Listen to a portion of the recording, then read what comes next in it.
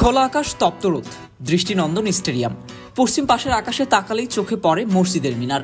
কাতার কিংবা সংযুক্ত আরব আমিরাতের কোনো স্টেডিয়াম ভেবে থাকলে ভুল ভাবছেন। এটি ঢাকার বুকে অবস্থিত জাতীয় স্টেডিয়াম। প্রায় ৩৬,০০০ দর্শক এই মাঠের গ্যালারিতে বসে খেলা দেখতে পারবেন। সংস্কার কাজ একেবারেই শেষ পর্যায়ে। গ্যালারিতে বসেছে উন্নত মানের চেয়ার, উপরে দৃষ্টিনন্দন শেড। প্রখর রোদ কিংবা বৃষ্টিতে স্বস্তি দিবে দর্শকদের। জায়ান্ট স্ক্রিনও প্রস্তুত। পুরো মাঠ আলোকিত করবে শক্তিশালী ফ্লাড লাইট। উপরে তাকালেই তার চোখে পড়ে। বেশি দিনের অপেক্ষা না আর। ১ মাসের মধ্যেই মাঠ বুঝে পাবে বাংলাদেশ ফুটবল ফেডারেশন।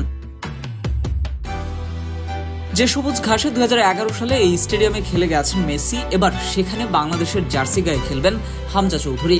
অপেক্ষা জুন মাসের ১০ তারিখের এশিয়ান কাপ বাছাই পর্বের দ্বিতীয় ম্যাচে জাতীয় স্টেডিয়ামে সিঙ্গাপুরের বিপক্ষে মাঠে নামবে বাংলাদেশ। খেলা দেখতে আসছেন তো? তাহলে দেখা হচ্ছে মাঠে।